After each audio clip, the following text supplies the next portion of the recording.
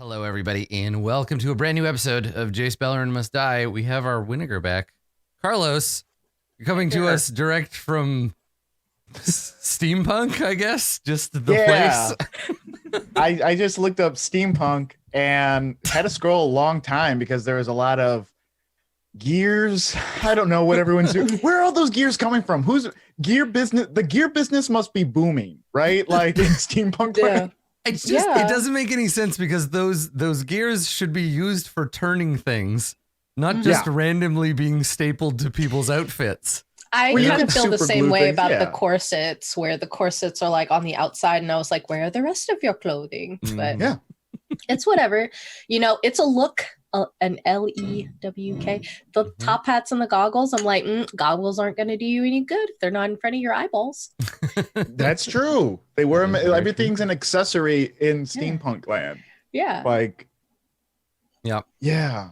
I thought, I don't know why I thought you were going to say colonialism, but I filled it in my head. Hey, listen. I'm going to eat my oatmeal. If there is anything that I can think of that is extremely punk, it's Queen Victoria. Absolutely. She was the OG. God save the Queen, right? Yeah. It's a confused aesthetic, but that's all right. That's fine. That's okay. Good steampunk background. But how have you been, my friend? Is everybody caught up on the circle? Can we have one last conversation about it and then just wait until more circle episodes come out? Yes. Oh, I actually had I had someone DM me on Twitter to talk about the circle. It's so sad. I've never had more people reach out to me. Absolutely. Like in my life. I had text from someone I hadn't spoken to in a year. And they texted me out of the blue and I was like, did a mutual friend die? And then they were like, the circle, right? Like, okay. Yeah, I got a DM from Oliver, and I was like, hey, Carlos, I need you to chat about the circle next time on Jace. I'm loving it. It wasn't, I like the show. It wasn't like, I like how you play. It was just like, I want to hear more about the circle.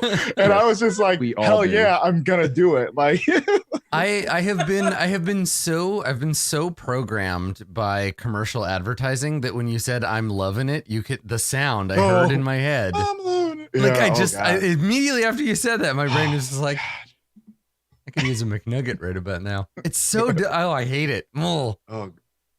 Yep. Well, that's not the circle. So the circle is. Did everyone wait, Adam, did you watch the circle? No. Did you watch it? I tried. Last week I was like, listen, we're all going to talk about it because Carlos will be back next week. You all should at least watch the first episode. And they were like, die.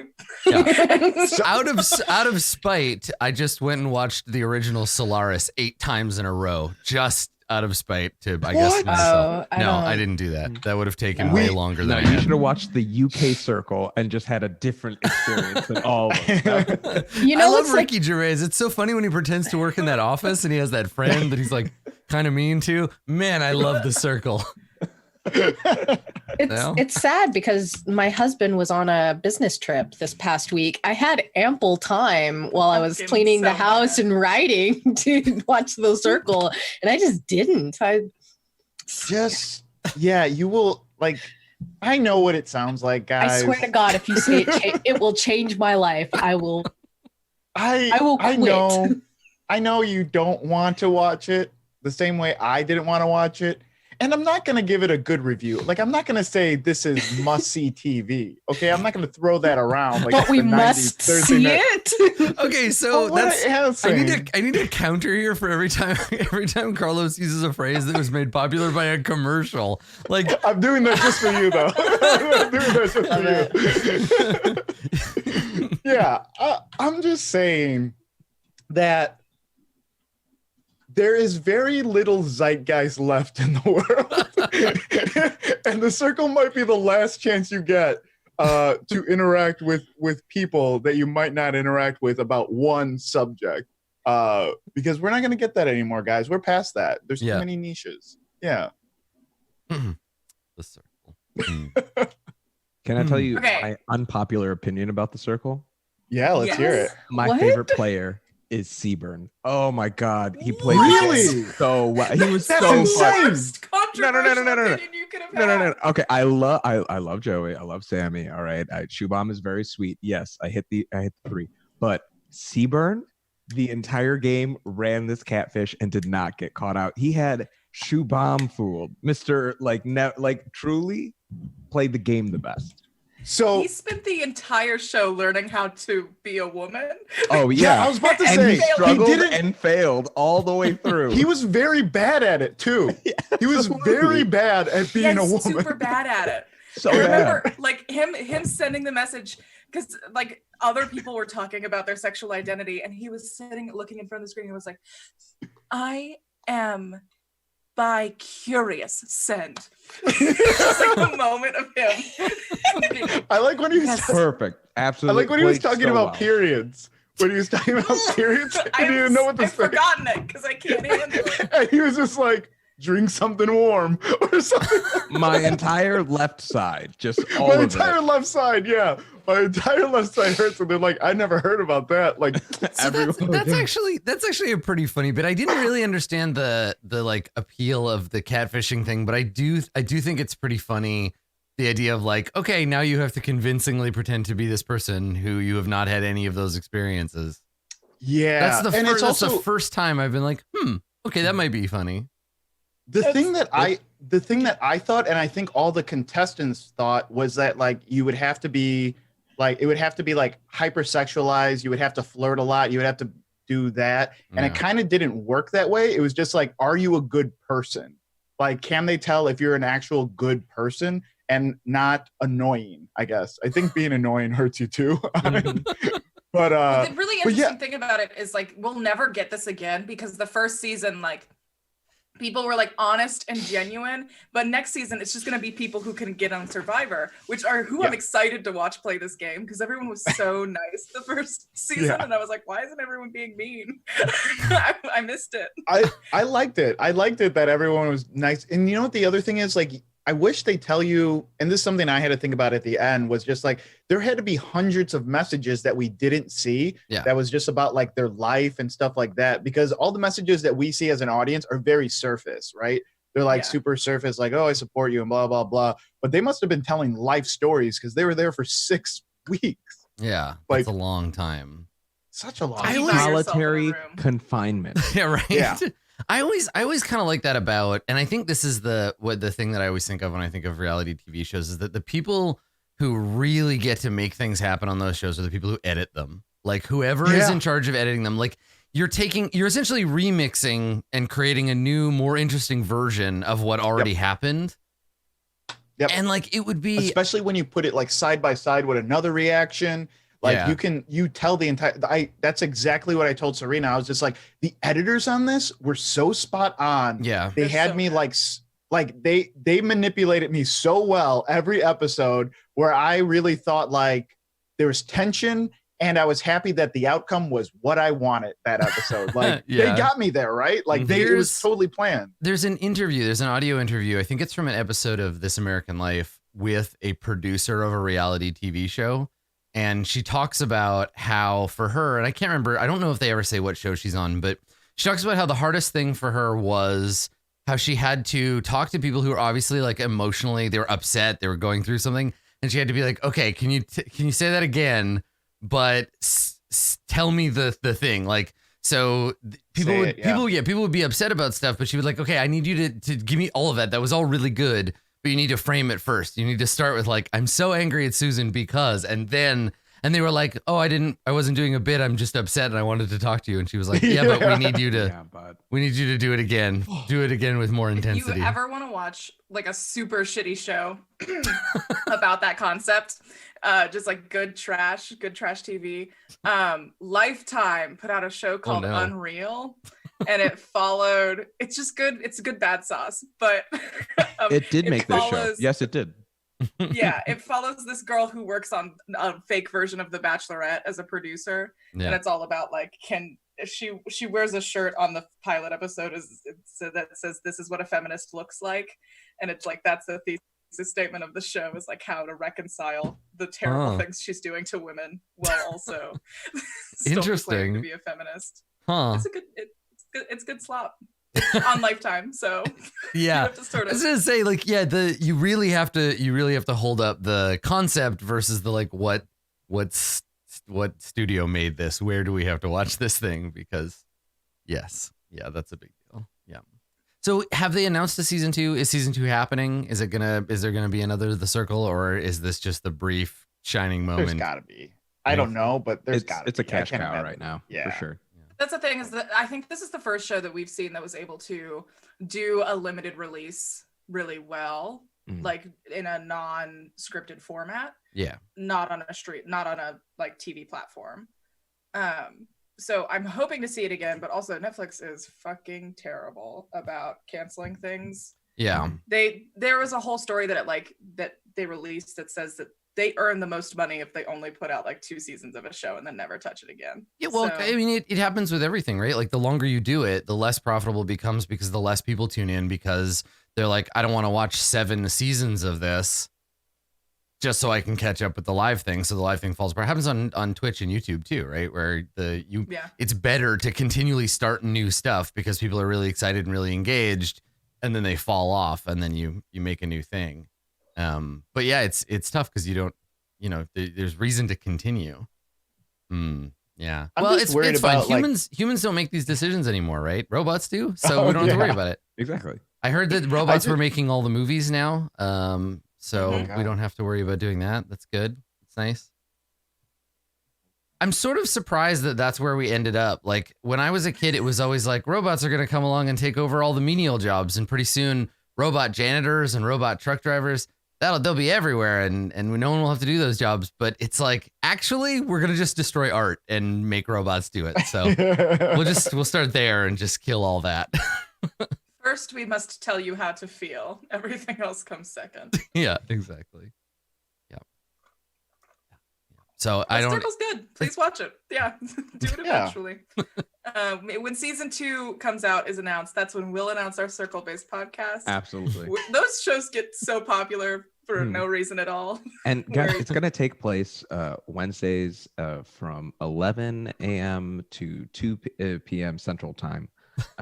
Just so you're aware of when that'll be happening. You can actually find it on Twitch Circle podcast. D&D. Yeah, it's called The Oval. You guys are gonna want to listen in, tune in on that one.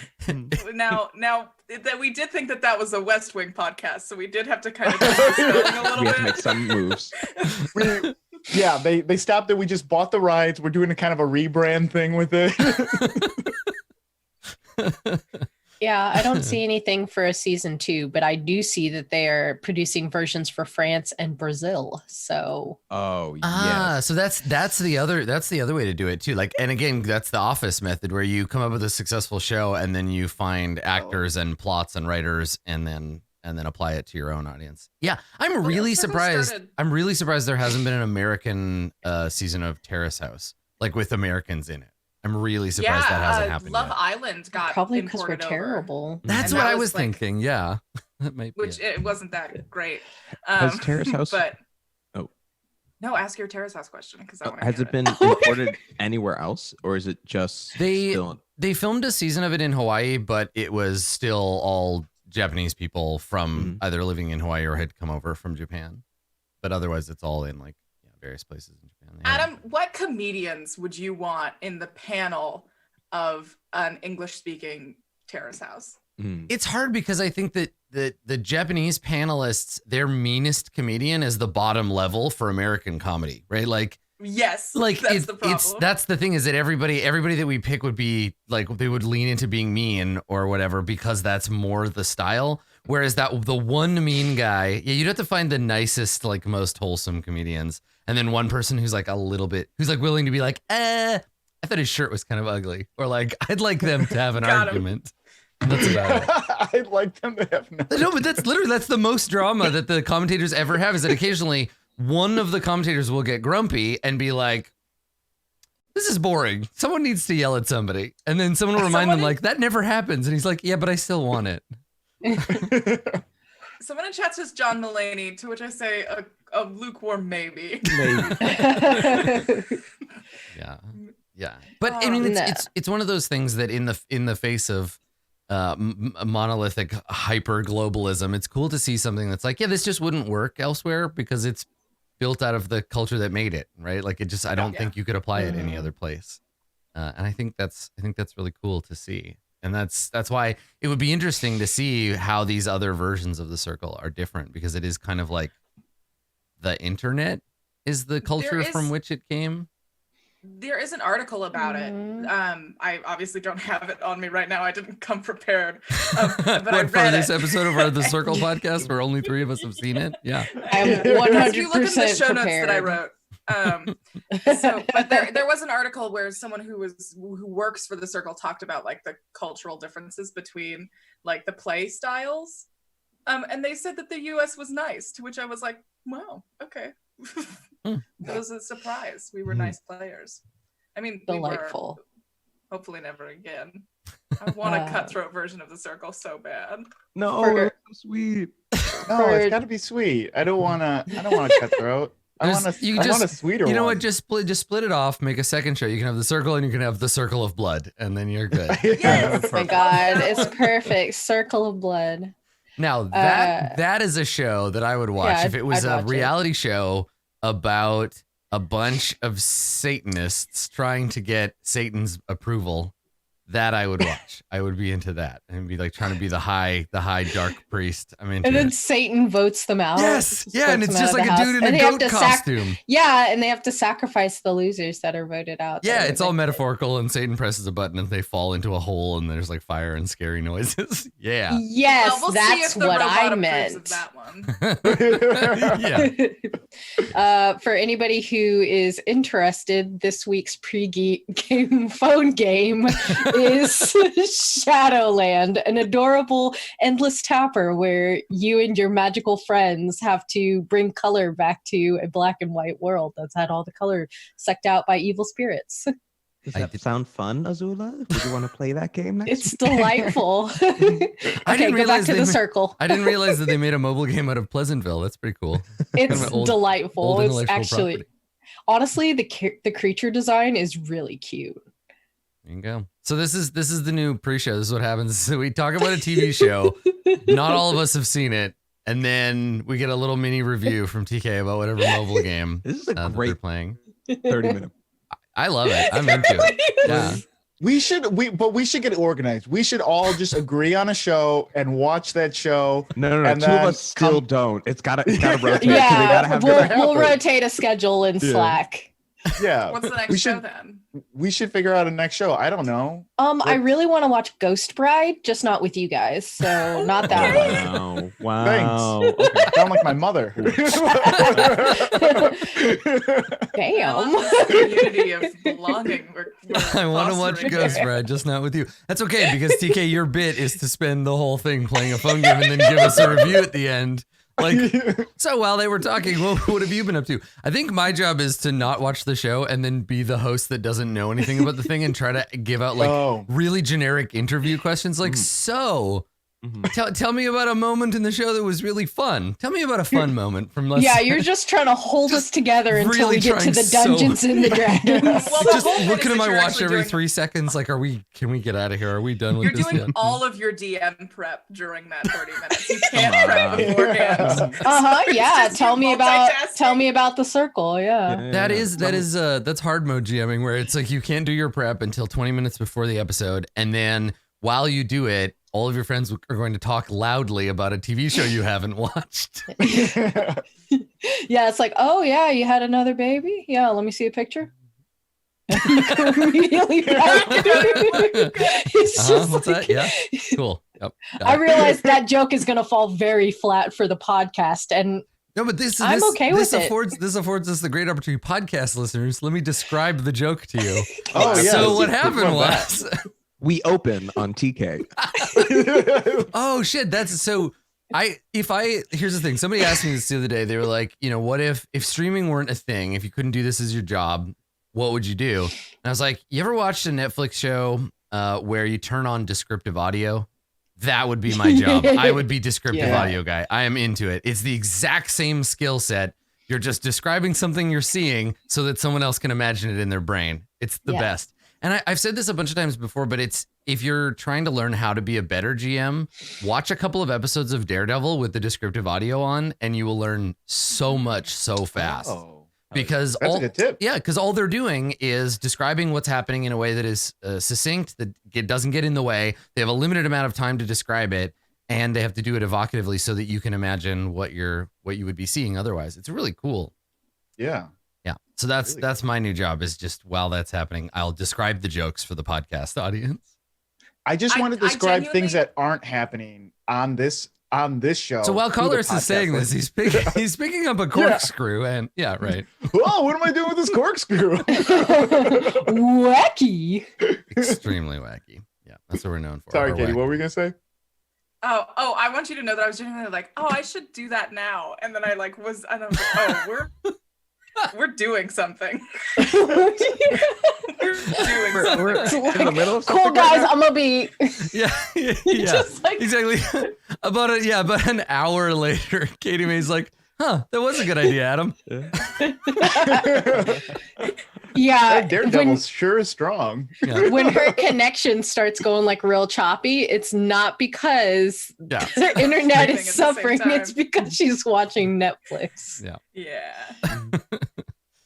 Yeah. Good stuff. All right. We've had we're our still circle. On 29. We've had our circle time. I don't know 30, when. There we are. I don't know when we decided that we were going to dedicate we're 30. 30-minute chunk of our playtime to the circle. But you know what? This is phones off. At. Let's go. I warned you last week. I know. We're prepared.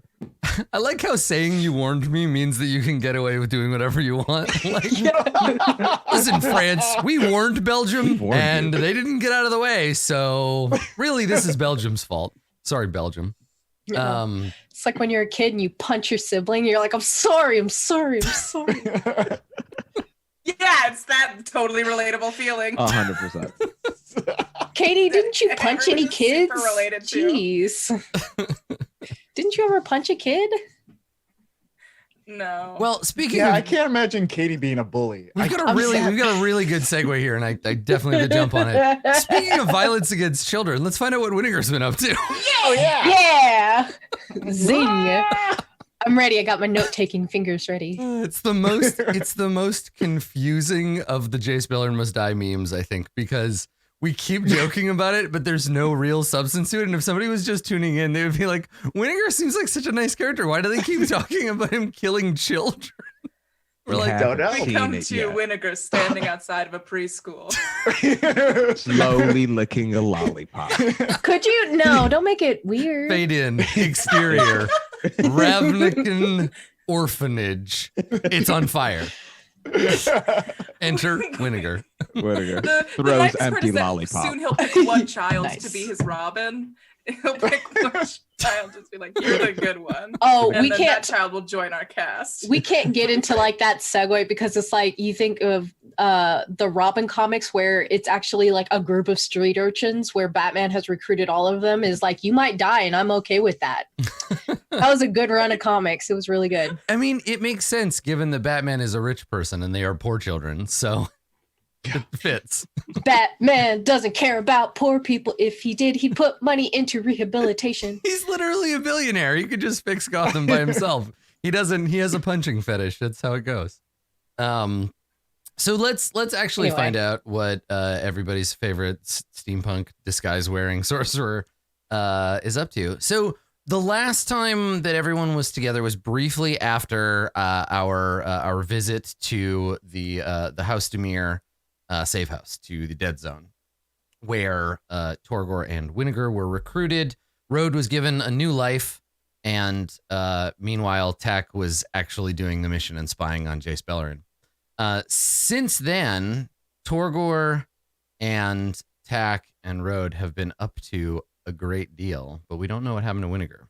Winninger, you know about, because of House Demir and because of Tak, I think, sharing some of this. Project Lightning Bug is the big deal that is going on inside your guild, your former guild, I guess. It was a project that, that Niv Mizzet himself and Ral Zarek were both working on. but that got shelved before it really reached any kind of like testing phase. It was taken off the budget, but apparently it's still going and being worked on, and it is of considerable interest. This secret, apparently not closed project, and so mostly that's what I think they both the House and the conspiracy want Winnegar to look into. So when we bring in on this episode, right, when we fade in on Winnegar, it would be clear that it's set prior. It's at the back of the beginning. We rewind to the beginning of the episode. We got a kind of a meanwhile subtitle. Where do we see Winnegar, and what is Winnegar up to? Okay, so I know this is a defunct project, right? Like I know this is it was supposed to be, and now it's probably working. It got restarted, but it's probably not restarted under the same name or with the same people, or I don't know, under the same pretense. Yeah. So it's probably like moved out of storage somewhere or just moved somewhere. Yeah. What you would know about it would be that it was started. It was deemed either not capable of like working, whatever its original goal was. It was shelved. And actually, you could probably let's have you make a roll to see what you know about Project Lightning Bug. This would be a religion roll because it's guild information. We'll see. All right, just straight up middle of the road, as middle of the road as can be, an unmodified D20, and you get 2 10s. So yeah, so you don't know about Lightning Bug specifically, but what'll often happen is somebody will come to the board with a project and say, I need budget for this. Here's what I'm trying to accomplish. They'll approve or disapprove it. They give money. They start working on it. And then there'll be reviews along the way, right? And so at some point, Project Lightning Bug was supposed to be Ral Zarek's like energy project. It was supposed to be like a civil engineering project that was generating power. And after I think the first or second review, the board closed it down. They were like, Ral, you're not getting any results. You haven't invented a new generator. You're not drawing mana energy from the air like you promised. Sorry, you're not Nikola Tesla. Get back to the drawing board. Project's canceled. So Lightning Bug got shelved. So it would have been all of the stuff that got worked on, built up for Lightning Bug, would have been filed away in the archives in case somebody needed to research it later or, figure out what Ral was working on in case they could use it to build another project. And then Ral was reassigned, right? Niv Mizzet gave him some other stuff to work on. But this new information means that he either has been working on it himself in private or it was never really canceled. There might be a conspiracy that was like, yeah, we're going to cancel it. It's definitely done. Go work on it in secret, right? So the archives could be a place to look to figure that out.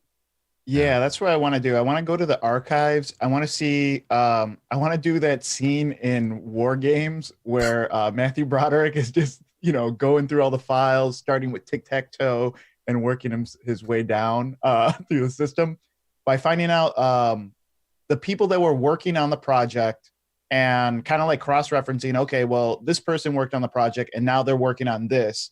There's got to be people that are either working on similar things or maybe have a blank on where they are right now and what they're doing. So I want to try to track it down that way. Okay. Paperwork, guys. Yeah. That's how I want to spend the first half of Jace Beleren Must Die, sorting through archival paperwork. I mean, it is the Is It League, so it's paperwork, but there's also like vacuum tubes and Jacob's ladders everywhere for no reason. So that's cool. Yeah. So you're gonna go to Nivix, which is the headquarters of the league, and the main archive is there. Now I think we fade in then on Winnegar walking through the archives of Nivix, and you're again, imagine everything that the Is It League does, even when they're organized, to be a little bit chaotic. So probably you were given a like a homing some kind of homing beacon and then set free in the archives. And so instead of there being a bunch of orderly shelves, there are places where it looks almost more like somewhere between Storage Wars unit and and like a museum, and that there are random piles of stuff, but then the piles of stuff will have a cordon around them and then a little tag that says what exactly this pile of stuff was. I like that.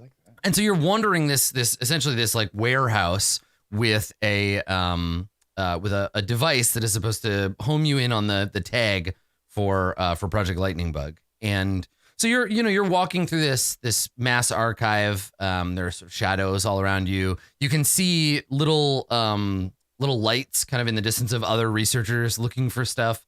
Maybe you walk by a group of you walk by an Is It funeral, which is a bunch of scientists basically like putting away a project that failed. So there's a team and they're standing in a semicircle, and one of them is standing on a little box, and he's basically reading a memorial, right? And he's like, our project set out to find out if we could turn water into pudding, and we failed. We must accept our failures in life. And all the others are nodding, and one of the scientists is like dabbing at her eyes with a little like handkerchief, like she's sad about the pudding project.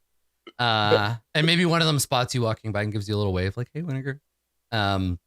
And you continue deep into these archives until eventually you find yourself standing outside a room. You find your way to the edge of one of the walls of this warehouse, and there are doors running as far as you can see on this walls in both directions, right? Just this massive concrete wall with doors all the way along it, and you reach Project 1015, and it says on the little placard, Project Lightning Bug, and there's a door, and you have the key. Somebody gave you a key up at the desk to go and have a look. Can I take a look around real quick before I enter, see if anyone's looking at me, or yeah. Make a perception check.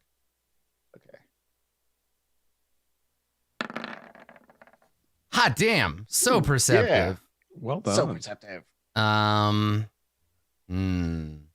Big old nat 20. Yeah, natural 20. Thank you. Yes, thank you, NPR Masood, for the I appreciate that, Again, Masood. I did not have my Roll20 window up, so I was like, man, I hope that was good. Yeah, it's nice. It's nice to have a player that always remembers to read out the rolls, both for the podcast audience and for TK. Okay, so you're looking around to see if anybody's like following or watching you. I think anybody who would know to keep an eye on this place would be busy. No, you know what?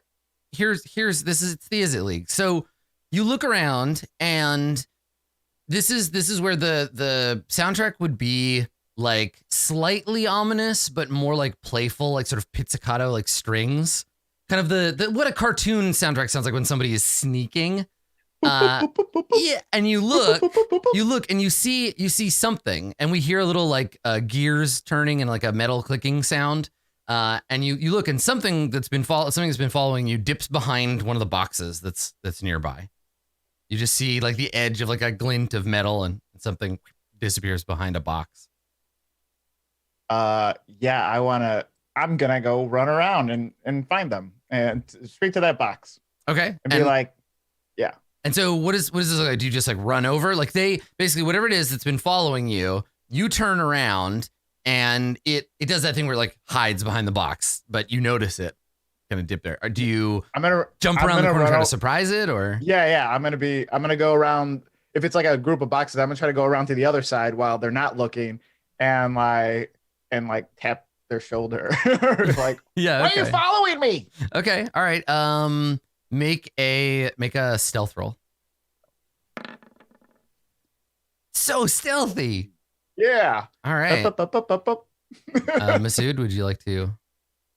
You got another 18 plus 2. That's a 20 on the board.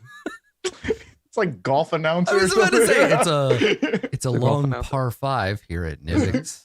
It's a lovely spring day. Beautiful sunny day. All right, so Winnegar, you sneak around the other side, and we get that sort of cartoonish, like you come around the side of the box, and they're peering around looking for you on the other side. It's actually it's an automaton of some kind. It's basically the size and shape of a hand lantern, a little squat like iron little box. And it's got a set of 4 metal, like brass legs, little spider legs that's walking on. And on the front of it, there's some kind of like lens. and it's currently leaned out, looking where you were, and you come around the other side of the box, and you see it. You see it there. Are these sentient? Do I know if like these are like or they just they're usually either totally non-sentient and somebody's like remote controlling it, or they're semi-sentient in the sense that it's a little homunculus. You can be told basic things like follow Vinegar or keep an eye on the door, and if anybody looks, like, watch them or whatever. So it's a little sentry creature. Oh, so as soon as I see him, as soon as I see him, I'm gonna like duck behind the box again. So like I went around the corner to see him. I'm like, ooh, and then I just go back. So you're on opposite sides of the box now. If this is the box, it's here, and you're you're over here, right? Yeah. Yeah. Okay. And I want to cast invisibility on myself and kind of like see what he does. See what he does. Like if he goes away, or if he's watching the door, or is he waiting for me? Because to him, like I might have just disappeared or went someplace else. Okay. All right. So you cast invisibility. Yeah. And the the thing, I think it notices the sound of the spell and comes over to investigate. Do you just stand out in the open and let it like look at where you would be, or are you still trying to hide? Yeah, I'm still trying to hide. Okay. All right. So yeah, it hears you casting the spell and kind of like pops up and then skitters around to come look where you are. You dodge around the corner. It basically just walks around if you go ahead of it, it just walks around the box looking for you. And then it makes kind of a sad R2-D2 noise. Like a low whistle, like uh-oh, I'm gonna be in trouble kind of noise. Yeah. And then like kind of looks around as if I'm envisioning this thing has about the same amount of personality as the Pixar lamp. Okay. Yeah. Like that's about as much. Like it makes little squeaking noises and like moves around, but it's like an animated inanimate object. And so it goes looking for you and it can't find you. It gets disappointed, and then I think probably climbs back up on top of one of the boxes nearby, and then you see it pull its legs in and kind of just go limp and fall over, and it just looks like a piece of junk now, but it's pointed at the door. Oh, wow. Yeah. Okay. Whew. This is a tough one. Was not expecting that. Yeah. It just goes into standby mode, and its lens. We look up at it, we can see the lens reflecting the door, so it's just laying there looking at it. Huh. Okay. How do I want to play this now? And this is like a big ass door, right? I don't know why. So these doors would be like warehouse doors, right? So that they would be big enough to put like big projects in. So it would be like a big metal door on a runner, and then you have a key to unlock the lock and then pull it open. Like I said, like a storage locker, basically one of those big metal sliding doors. I guess it's like up like a garage door. Gotcha. Yeah. Would I be able to dimension door into it, like into that spot? You have to be able, I think, to see where you are going. Other than that, it's within 500 feet, I think. So. Yeah, it's like you can visualize. So I guess I haven't seen it before. Yeah. So I would. Yeah. Let's know what I'm visualizing. Take a look. Let me get dimension door. Yeah. Here. The teleportation spells are almost always start as like you have to be able to see it, and then you jump to that place. And then later they're like, you can take a risk if you've never seen it, but you might end up in a wall. Oh, okay. So yeah, it can be a place you can see, when you can visualize, or when you can describe by stating distance and direction. You can bring along objects as long as their weight doesn't exceed what you can carry. You can bring one willing creature. If you would arrive in a place already occupied by an object or creature, you and any creature with you take 46 damage, and the spell fails to teleport you. So you're looking at a door, and if you're like, I would die in a lot. Yeah, if you're like, I'm gonna this is a set into Vinegar merged with a wall somewhere. like the Philadelphia experiment.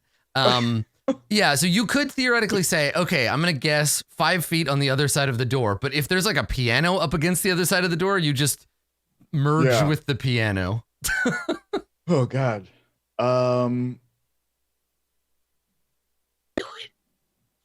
Okay. I could see this little guy though, right? Yeah. Because he's up on basically the box you were running around. He's climbed up onto it and then laid down and then gone into standby. And if you peek, you can see the back. Because like I say, he looks like a lantern. If he's lying still. God, I don't want to break this guy. I'm gonna try to open. I'm just gonna open up the door. I'm invisible. I'm gonna keep my invisibility, and I'm gonna try to open. I have the key, right? Do I have the key to the door? Yeah. You got it from the archivist upstairs. Yeah, let's do that. Okay. I don't want to break this guy because that makes me look guilty. Okay. But if I'm just you walk over and we see this from the fisheye perspective, the slightly scratched fisheye perspective of the automaton, right?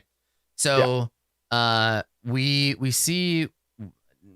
I mean, we know where Winnegar is walking, right? We cut from that when Winnegar disappears, and then we hear the rattling of the lock, and there's a little like beeping kind of whirring sound as the thing like sits up in alert and looks, and it zooms in. The lens like changes, and we see it zoom in as you open the lock, and we see the lock open, but no Winnegar. We don't see the key because you're holding it in your hand. So it opens, and then the door just starts to slide open on its own. And this obviously confuses the little automaton. It climbs down and comes like skittering over towards you to investigate. I want to like. Is it next to me yet, or is no? It's just moving along. It's moving along the floor towards you. Okay. I'm going. God, this is so hard because I want to destroy this little thing so bad. Yes, yeah, you could just wait. It's coming towards you. You could just wait and then just punt it into space if you wanted to or whatever. But yeah, it can't see you though. It doesn't. It's not looking at you. It just comes. So it comes over and it looks up at the door, which is now open, and it looks kind of right where you were standing and like looks around, but it's obviously, and it's making, again, like communicating with R2D2 noise. It just makes this kind of like what's going on sound, like looking around, trying to find. Yeah, I'm gonna try to break it when it gets here. Yeah, okay. Like, how do you want to do that? Oh God, I feel bad because I'm picturing like Wall-E basically. Yeah, like, that's fair. Yeah, like, same. Just anthropomorphic enough that killing it's and you know when it dies, it's gonna make a very sad noise. Yeah, I'm going to just try to rip its head off. I mean, it doesn't really have a head. It's just a little metal box with legs. Yeah, so. The top part. No, I'm not gonna mess with the leg part. I'm gonna try to get its brain. It's pretty much it. It's pretty much just shaped like kind of like this, and then it's got little legs that come off of it, and it's got a big round eye in the front. Oh, okay, like a spidery. Yeah, like a little. It's a lantern with legs, basically. Yeah, I'm gonna try to break its lens then, so at least can't see. Okay, and how do you do that? Oh God, I'm just gonna pick it up and like smash it like face down like on the ground, so like the lens is just hitting like straight down like this, like it's a child or something, like, you know, just something really like. I'm just gonna pick it up and I'm gonna think about how I never wanted it, and I'm gonna shake it really hard. Yeah, because like the head is bigger than its limbs. It just reminds me of something. Yeah, you see, I don't know. I feel great though. I feel fucking great. You look around and you see a really hungry looking dingo standing next to you. Yeah. Okay. I'm gonna try to break its lens basically into the ground or on a rock or something. Okay, so make an attack roll. You have advantage. And it'll be basically like an unarmed attack roll to grab it, right? Pick it up off the ground. Okay. What do I click on in Roll20 for that? So let me take a look. So the character sheets, I don't think they auto populate your unarmed attack unless you're a monk. So it's just going to be your strength bonus plus your proficiency bonus. plus a d20 roll. Okay. So you can just do it manually. You can just /R d20 plus. d20 plus. And then for you, it'll be 3. It'll just be +3.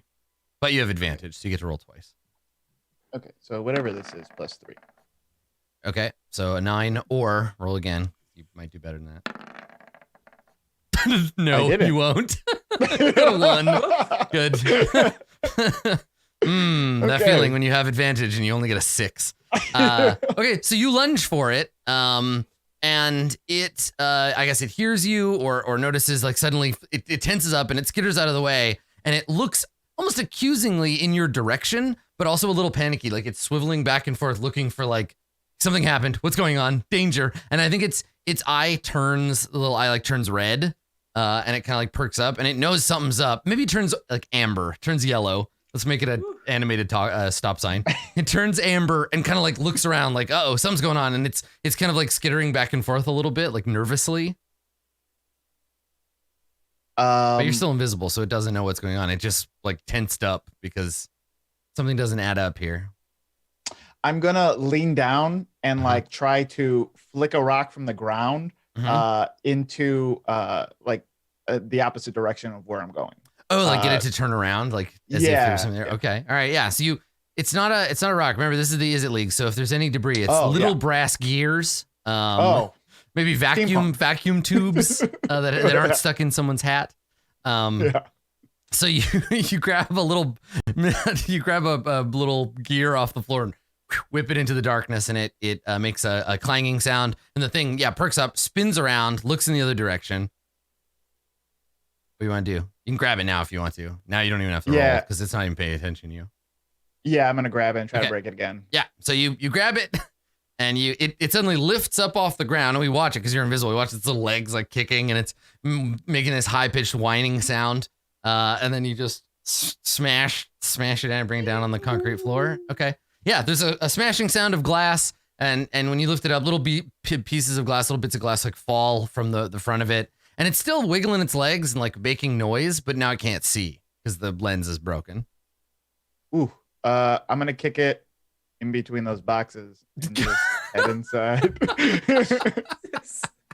I love it. So yeah, you smash the glass and then you just punt it behind some garbage. Yeah, and it just sails like crashes over in the pile somewhere. Yeah, Wally. I'm gonna go into the door. I'm gonna go check out this thing. They got me killing Wally, so. Okay, all right. So you come in, and so inside one of these storage rooms. They're all basically the same in that it's a big concrete box. In the center of the room, there are a bunch of crates, a bunch of wooden crates. And they all have the stenciled on the side. They have the red and blue kind of dragon of the Is It League. You'd guess maybe there's like, I don't know, 24 of these boxes, ranging in size from sort of footlocker to big enough you could drive a car into them. So there's all these boxes sort of set up in the middle, and then next to you on the wall, hanging on a metal hook, there's a clipboard with an inventory of all of the items in the room. Okay, I'm gonna get to work. I'm gonna start like checking off the clipboard, like going through the clipboard and seeing like what's in there, and if it's actually in there, if there's anything missing, I basically want to find anything missing and familiarize myself with like everything that's in here, I guess. Okay. Make an investigation roll for me. I also want to close the door behind me. So sure. Okay. Yeah. So you pull the. Okay. All right. So you got 7. So looking at the inventory list, this is clearly both fairly advanced and also almost entirely out of your experience, right? Like it's got Raul's name on it. It's one of his projects. The front page details the intention of the project, how long it ran, the budget, all of that stuff, like all the paperwork that got it approved. And that stuff's all legalese and mumbo jumbo. It doesn't matter anyway. But when you get to the list of like stuff, inventory of Project Lightning Bug, none of it makes sense to you, and it's just because it's above and outside of your expertise. It's the kind of thing that Ral would take from you and be like, it's just very advanced. You don't understand, and then he would explain in great detail all this stuff. But to you, it's nonsense, hyper advanced scientific nonsense, but nonsense nonetheless. Huh. I want to make a copy of this, so maybe I can talk to someone who does know about this on a later day. How long would that take for me to? How big of a clipboardy book manual? Oh, like how many pages is this thing? I mean, if you wanna just, the problem is you don't know what's important and what's not. So copying the whole thing, I mean, you'd have to do it by hand. So it'd take a while. You could try to steal it, right? You do that. You could do the go into the library and rip the page out of the book and leave thing, but. Oh yeah, let me do that. Yeah. I won't take the front cover. I won't take the back, but I'll take some papes in the middle. Yeah, you just loosen the clip and just pull most of the papers out. Yeah, that's what I'm gonna do. I'm gonna do that. Tuck them into your bag. Okay, all right. And then I want to kind of walk around, see if I don't know if I could piece anything together. Like, what are they trying to do? What or did I already do that? I mean, you can't make sense of the list, the inventory, but if you crack some of these boxes, you might be able to get a hands-on view of what's in there, what's going on. Yeah, I'm gonna crack some boxes. Okay, see what's up. All right. So you just pick a box at random and pop it open. I think so. At this point, it sounds like I don't know anything. You know what I mean? Yeah. Like it sounds like I'm just like best thing you can do is maybe get a look at the materials. So all right, so you come over to a medium-sized box. It's about waist height. And you get I don't know if you have a crowbar on you, but you find something to wedge in there. Oh, I do have a crowbar. There you go. I figured. So you get out your crowbar and you wedge the box open, and inside there's a bunch of hay, packing material, right? So you kind of take the top layer of the hay off, and there's just more underneath. Dig in a little further. Keep digging. It's just a big box of hay. There's nothing in it. Oh. There's I put my crowbar in, I kind of move it around. There's nothing in there. Okay, I'm gonna start popping open all these. Okay. Right now, yeah. Yep. Okay, so yeah, you set to that. We cut back to the warehouse, right? And we see a man in a gray jumpsuit pushing a broom, and he's got a can with some other a mop and some other stuff in it behind him.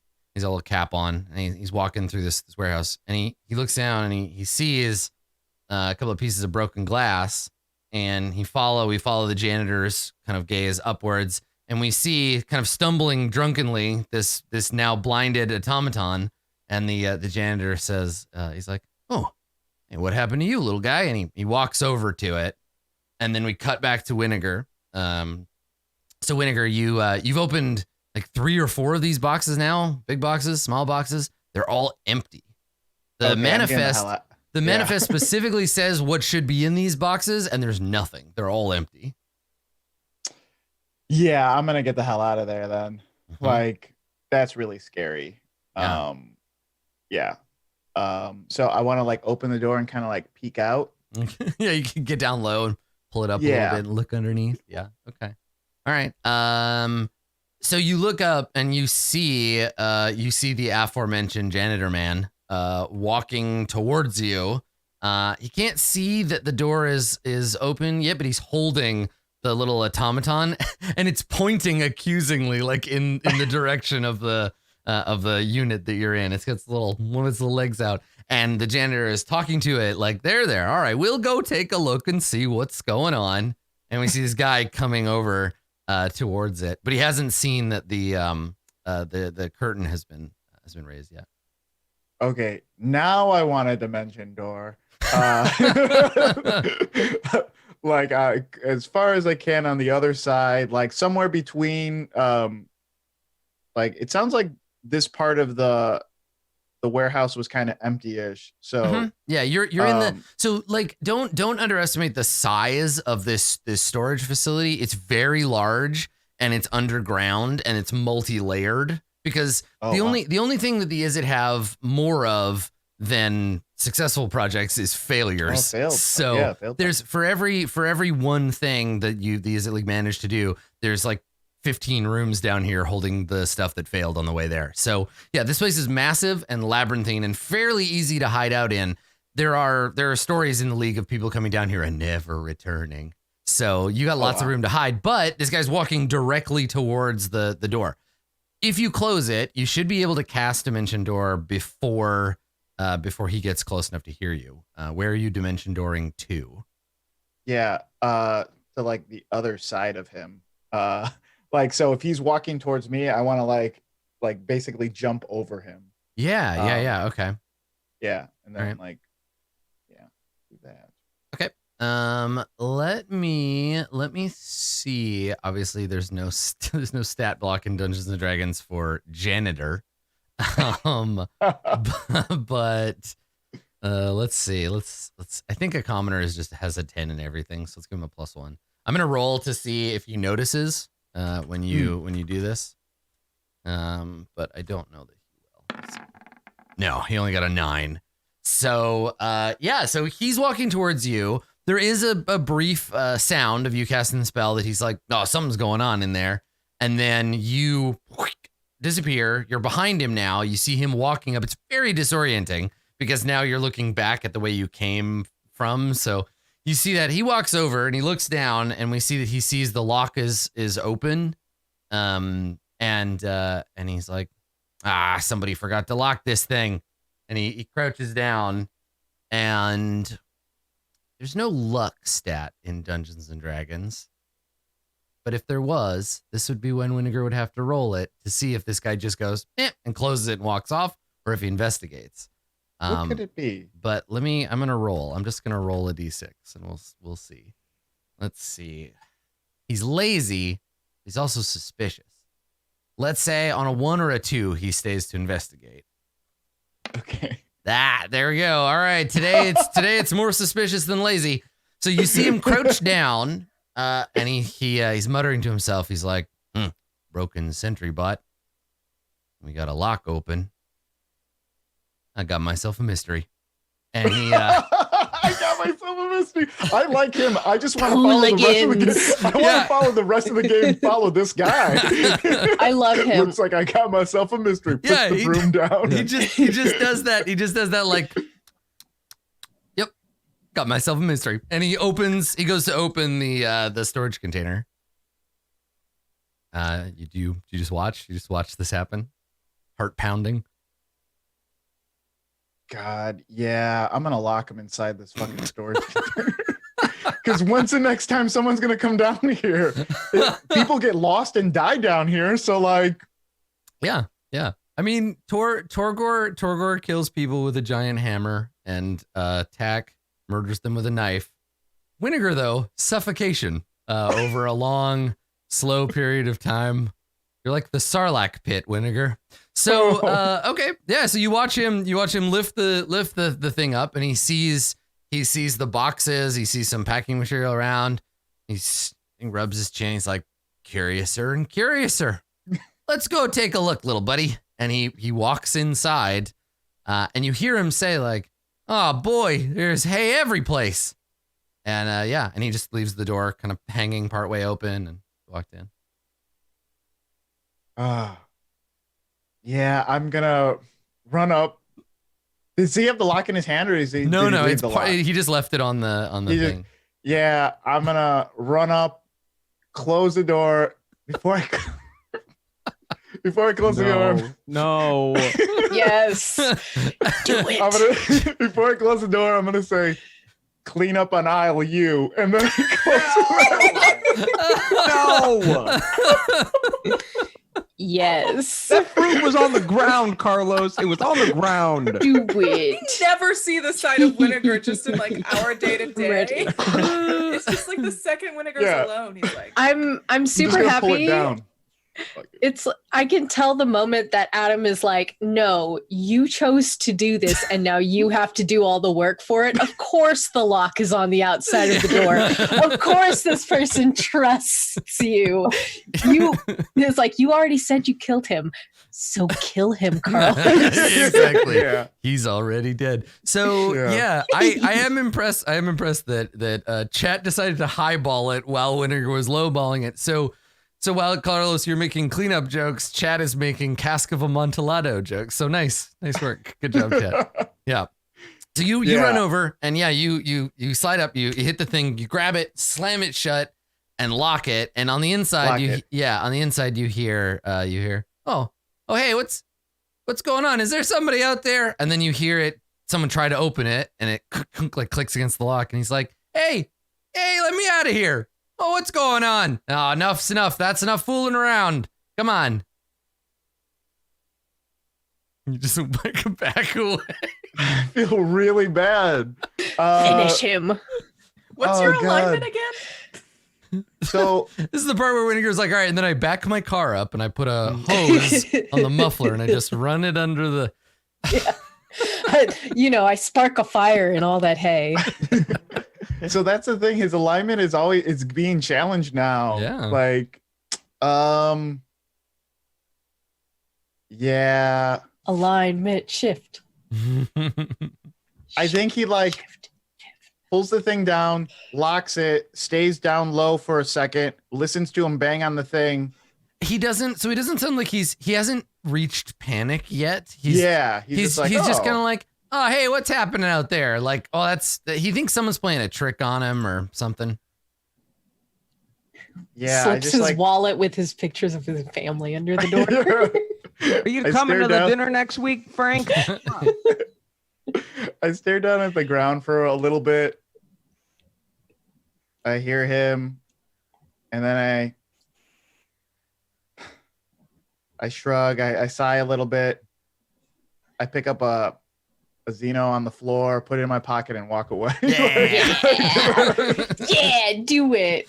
Excellent. I love Winninger's little fuck it moments, like when he screwed up Nerm's experiment. This is a good one. I'm excited. So Winninger, you turn to walk away, and the camera, we get a big long like crane shot of first Winninger holding the little like light and walking out into the darkness, and then pulling back and just this little pool of light kind of walking away, and the vastness of the place. And this shot would be designed to indicate this guy's never going to get found. Like nobody, Raiders of the Lost Ark. Yeah, exactly. Of the Lost Ark, the end of Raiders of the Lost Ark. Bigger and bigger, and then it's like, oh, this guy's gone forever.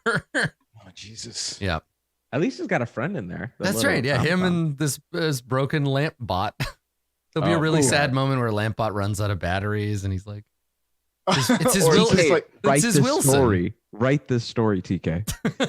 Or he just becomes a villain, the janitor villain with the little bot. He's gonna name this old lamp bot Wilson. It's gonna be so great. Later the two trash friends. Later, the two of them will come back and they'll have merged into one horrific revenge entity. Yeah. Oh my God, I'm really excited. Yeah, he fused with lamp bot. Eventually he gets like so hungry that it's like the shoestrings eating the shoestrings during the Revolutionary War, but he's like drinking like drinking the little lamp bot's oil and stuff. I mean, there's lots of hay in here. I'm so sorry. Like twists its head off. The hydraulic fluid. Sometime in like 100 years, someone's gonna come back down here and the walls will all just be covered in like insane scribblings and like there's just a skeleton in a janitor's outfit. So bad. It's beautiful. Yeah. I'm so excited. He's made a wig out of hay and put it on the lamp bot. It's like Swiss Army Man. Yeah. He just starts calling it Susan. What was this janitor's name? I don't think we ever learned. We didn't take time to learn his name. Oh man, I can't wait to see like his missing posters.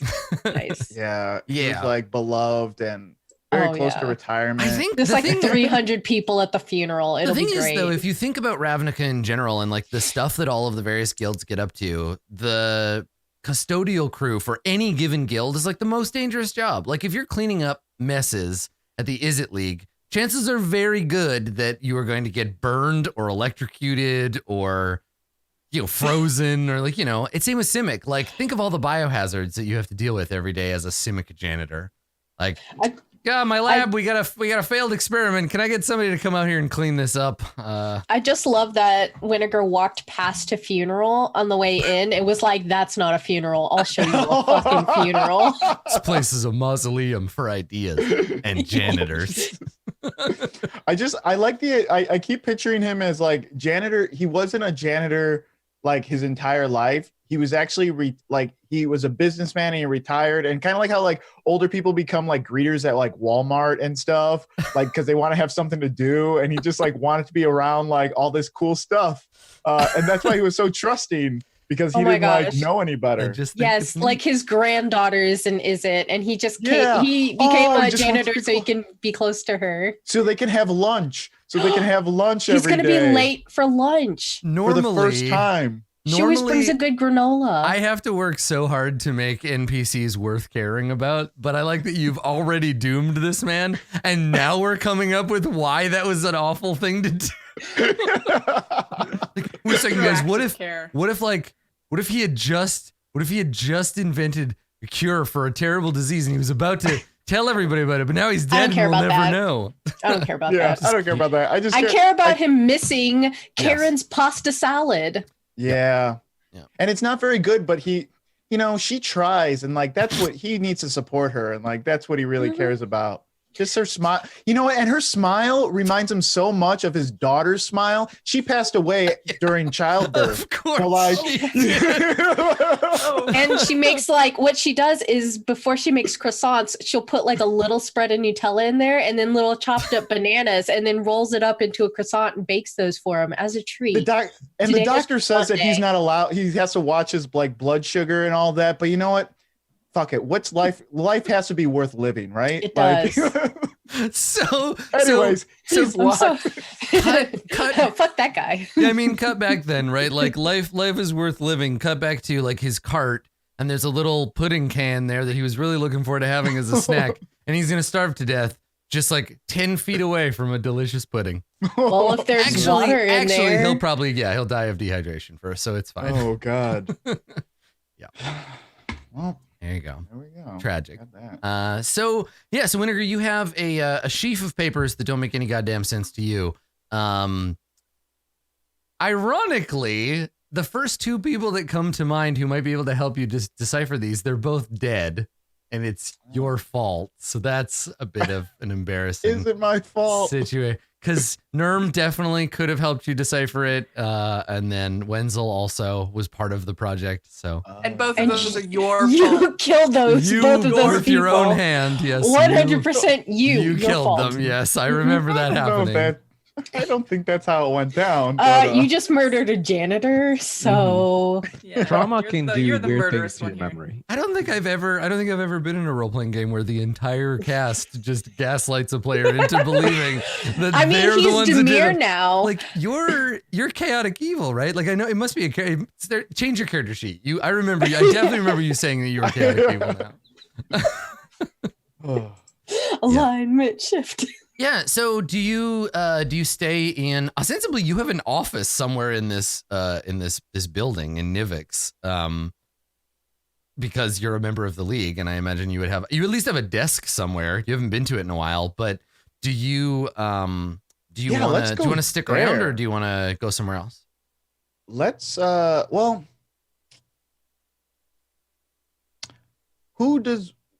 can Winnegar not trust, but who would he?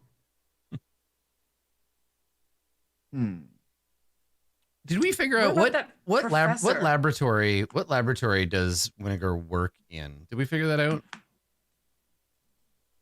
I don't know. I don't think we ever explored that. Okay, well let's figure that out. Let's figure that out now. So the laboratories, the Izzet League is divided into unit labs, and each lab focuses on a different thing. So the Laboratory of Pyrology, that's in Nivix. That's fire and heat and explosions.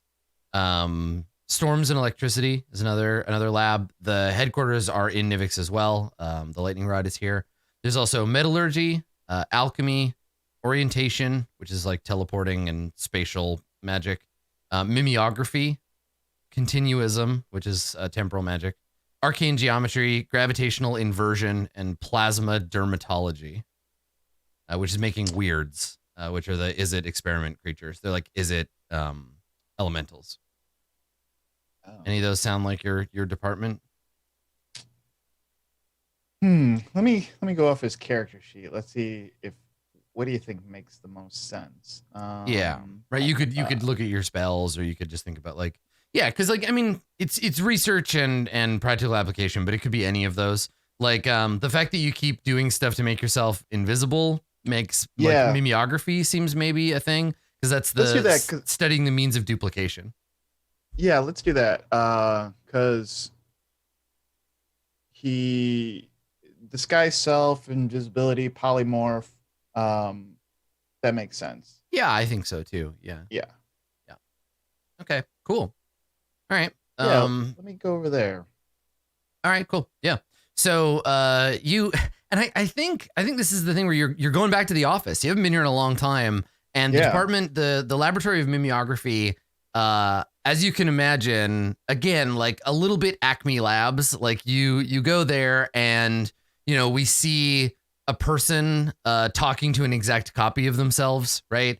The break room is like everything here is there's copies of it, because that's the whole point of the department, right? So you see like a new intern having their desk made for them by a Magic 3D printer, and there's a bunch of people, and we see lots of people as you walk into the department. Lots of people give you a little wave, and they're like, "Hey, Winnegar, long time," and like you're back amongst your peers, and we've never seen that in the show. So do you have your own office, or do you have a desk in a communal workspace? Like I'm envisioning a cartoonish like maker space, basically. So lots of miscellaneous objects around, people running experiments, some side rooms with like containment fields, but for the most part it's a pretty whimsical department in a pretty whimsical guild. So yeah, I think Winnegar's space is a lot smaller than everyone else's. Mm-hmm. It is probably closer to a closet, where like the door hits the desk when he opens it up, and he has to like squeeze in and like move it like that. On the door on the outside, you can still see the word supply closet, but the paint's been removed, but it's just the ghost of the former words. Yeah, so you just open the door and come inside and close it. What is the inside of Winnegar's work closet look like? I think there is a lot of God, what were those, like paper dolls? Like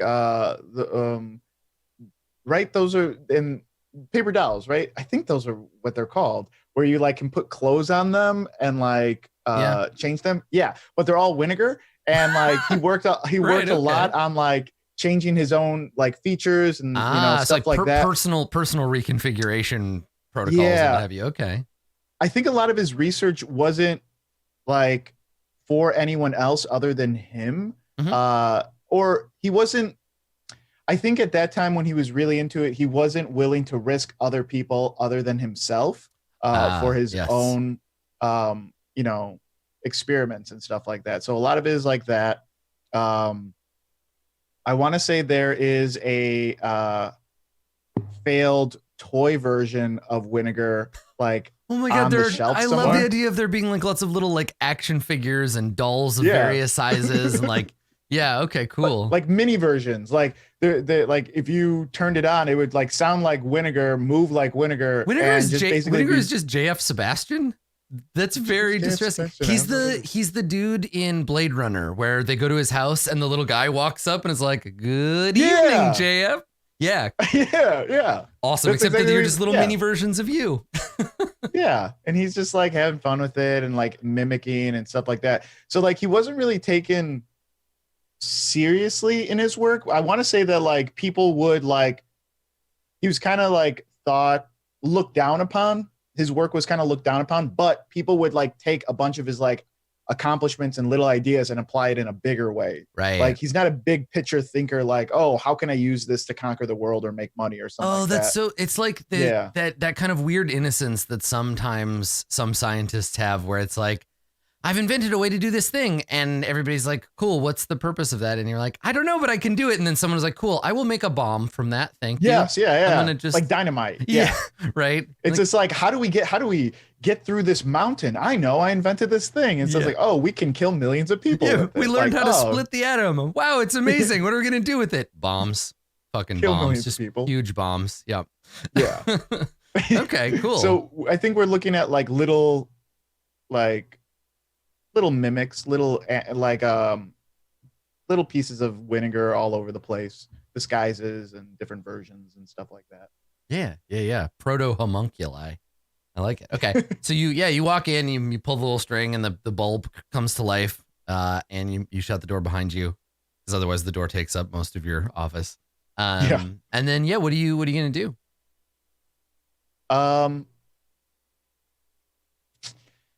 I guess I want to God,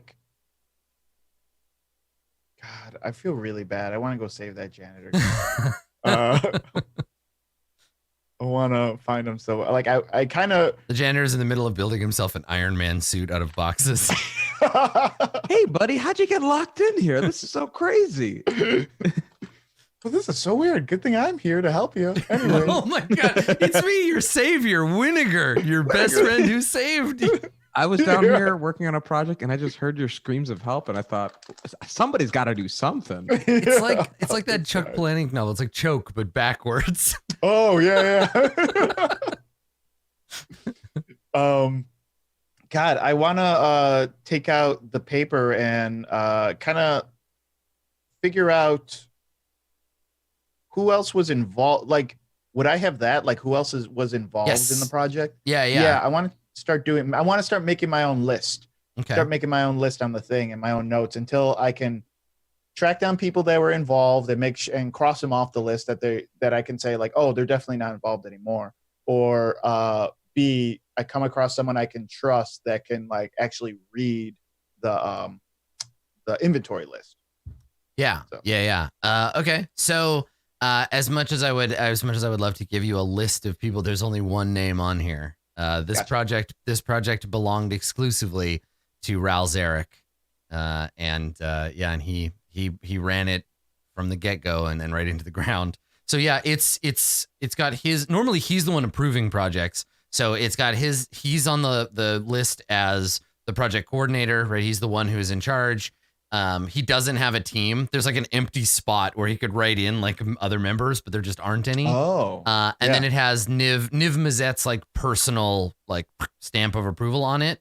But the closing document, the like this project is done, Niv doesn't have anything to do with it. Ral himself was like, it's closed, it's hopeless. There's nothing I can do. The project, it was a bad hypothesis, it's over. Okay. I'm gonna hide these documents. Okay. in my workspace somewhere. Okay. Maybe put them inside one of the toys or something. And then God,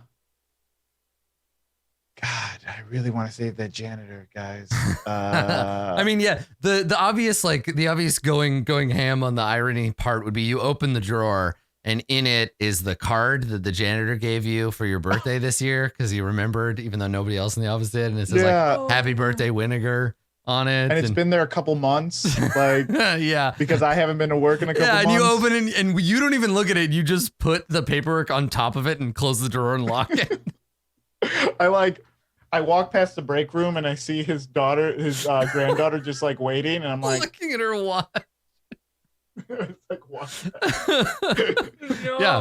The whole rest of Vinegar's day, if he leaves this place, is just going to be the world punishing him with ironic things. Like Vinegar just like goes in and like opens the refrigerator, sees the janitor's lunch, picks it up, takes it, leaves. Well, the real tragedy here, the real situation would be that Vinegar feels so racked with guilt that he starts using disguise self to pretend he's the janitor so he can have lunch with his granddaughter. Oh God! So that she doesn't think he's dead.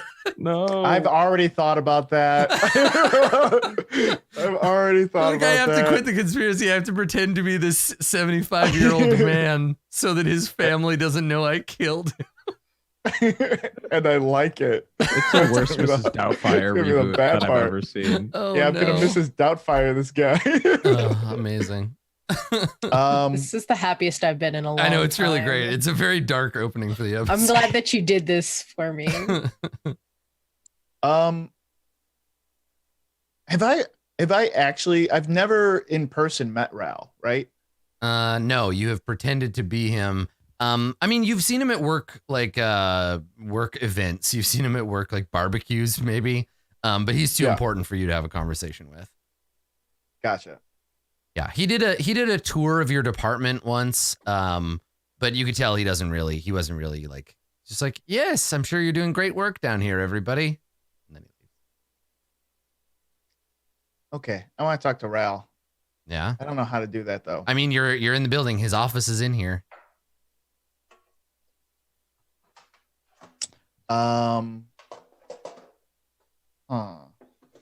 Disguise yourself as his boyfriend. Just do the flip situation. Just swap it up. Carlos, I won't do it today because I'm broke. But if you disguise yourself as his boyfriend on the first when I get paid, I will Venmo you $50. I know how he kisses too. I know how do it. You have done extensive research. The weird thing is if you were to kiss Ral Zarek while you were disguised as his boyfriend Tomek, but you're trying to, like, it's you, and then you're trying to pretend to be somebody else, but the only experience you have is interacting with that person as the person you're trying to trick. So like Ral would be like, "This is weird. Are you trying to pretend to kiss like me? This is freaking me out." Yeah. How good would that be though? Because Ral would probably be into it. He'd probably be like, "Oh, you're right. It is a secret. Like, you're Orzhov. We can never be together." Oh my gosh, I'm so excited. Do it. Ridiculous. So yeah, what are you gonna do, Winnegar? Are you gonna? Oh God, I think I'm gonna disguise self just to get in the room, and not be tracked and seen, so no one thinks anything is like weird. Okay.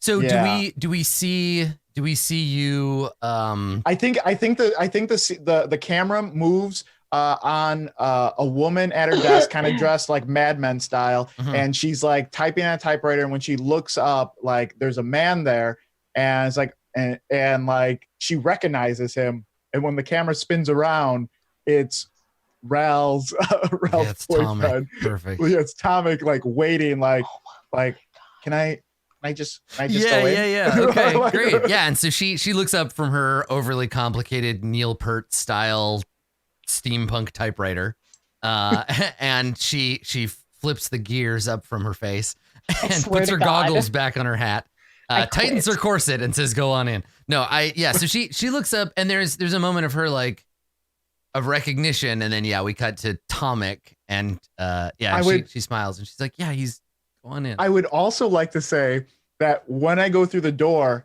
there's a squeaky wheel that sounds like a janitor's cart, and she perks up and she like fixes her blouse because she's in love with this janitor guy, and she's expecting him. Like her favorite part of her day is when he cleans the wastebasket. So she looks wistfully over at the very full garbage can. Yeah, she like and on some days she'll just like put more stuff so it stays a little bit longer. The garbage can is mostly just crumpled up paper that she like pretended like, oops, typo. Yeah. Well, they're actually all love notes that are written to him but crumbled up, hoping one day he would. I hope that he looks at it one day. Wow. Well, that's extremely tragic. Okay, cool. So we hang on her at her typewriter. She watches as Tomek goes into Ral's office. And that is where we will take our break for now. So we're going to take a short break. We'll come back and we will see what Road, Tack, and Torgor have been up to. Don't go anywhere. We'll be right back.